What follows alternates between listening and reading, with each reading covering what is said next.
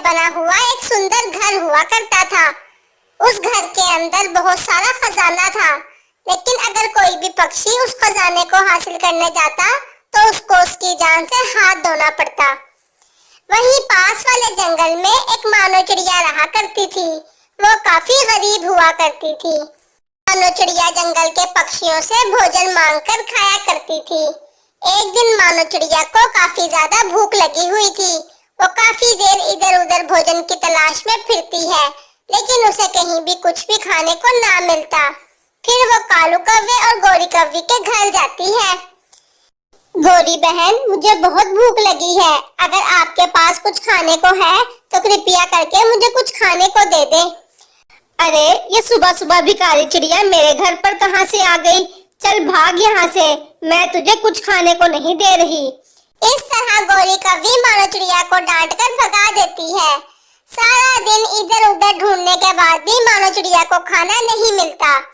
वहीं फिर मानो चिड़िया काम की तलाश में जंगल के सेठ पक्षियों के पास जाती है, लेकिन उसे कोई काम ना देता। अब उस बेचारी मानो चिड़िया के पास ना तो खाने के लिए कुछ था और ना ही खर्च करने के लिए पैसे हुआ करते थे। मानो चिड़िया बहुत ही गरीबी में अपने दिन गुजार रही थी। एक दिन मानो चिड़िया को बहुत तेज भूख लग रही थी और उससे अब ये भूख बर्दाश्त नहीं हो रही थी।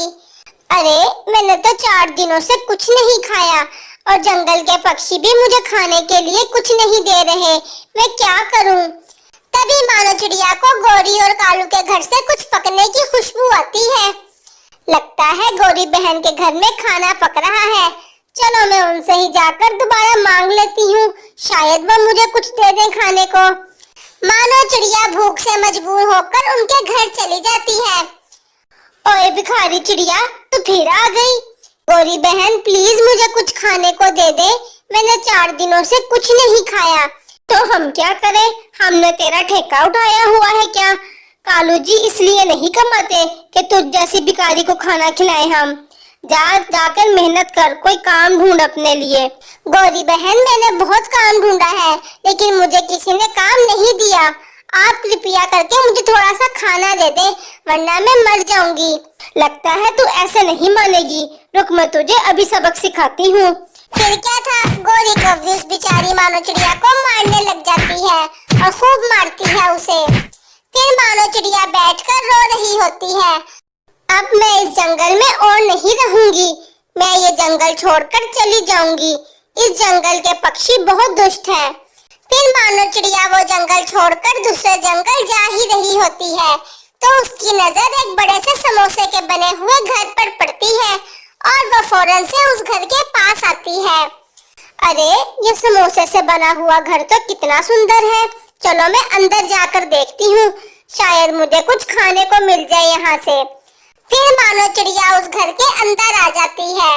अंदर आते ही मानो चिड़िया को बहुत सारे सोने के सिक्के नजर आते हैं। मानो चिड़िया ये देखकर बहुत ज्यादा खुश हो जाती है। अरे बाप रे, ये घर तो खजाने से भरा हुआ है। कि तभी वहाँ से एक आवाज आती है। मैं तुम्हारे बारे में सब जानता हूँ। तुम्हारे जंगल के पक्षियों ने तुम्हारे साथ बहुत बुरा किया है, लेकिन तुम चिंता मत करो। आज से तुम इस घर में रह सकती हो। ये घर तुम्हारी हर जरूरत को पूरा करेगा और साथ में तुम इस घर को उड़ाकर कहीं भी ले जा सकती हो। ये सब सुनकर मानो चिड़िया बहुत ज्यादा खुश हो जाती है। अरे वाह, अगर ऐसी बात है तो चलो इस जादुई समोसे के घर को मैं हवा में उड़ाकर अपने जंगल में ले जाती हूँ। चलो जादुई घर, मुझे मेरे जंगल ले चलो। मानो चिड़िया के ऐसे कहते ही वो घर हवा में उड़ने लगता है और थोड़ी देर में उसके जंगल में पहुंच जाता है। फिर अगले दिन मानो चिड़िया उस समोसे के घर से अपनी जरूरत की हर चीज मांग लेती है और मानो चिड़िया बहुत ज्यादा अमीर हो जाती है।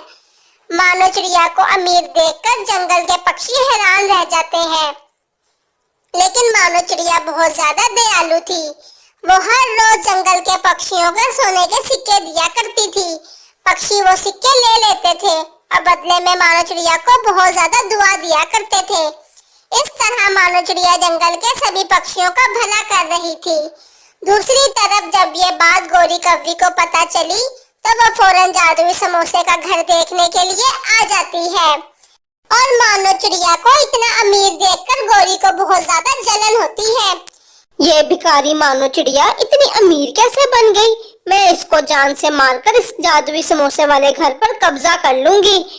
फिर रात होते ही गौरी कौवी कालू कौवे को लेकर उस घर के अंदर आती है। वही मानो चिड़िया सो रही होती है, लेकिन वो दोनों जैसे ही आते हैं वहाँ दो डंडे प्रकट हो जाते हैं और उन दोनों की अच्छे से धुलाई करते हैं। अरे मर गया रे, कोई बचाओ मुझे। हाय मर गई रे, इस डंडे ने तो मेरी कमर ही तोड़ दी। हाय कोई बचाए मुझे। तभी उस घर में से आवाज आती है, चले जाओ यहाँ से, अगर दोबारा यहाँ आने की हिम्मत की तो मैं तुम दोनों को जान से मार दूंगा। ये सुनकर वो दोनों डरकर वहाँ से भाग जाते हैं। इस तरह सब कुछ ठीक हो जाता है और मानो चिड़िया अपनी जिंदगी हंसी खुशी गुजारने लगती है।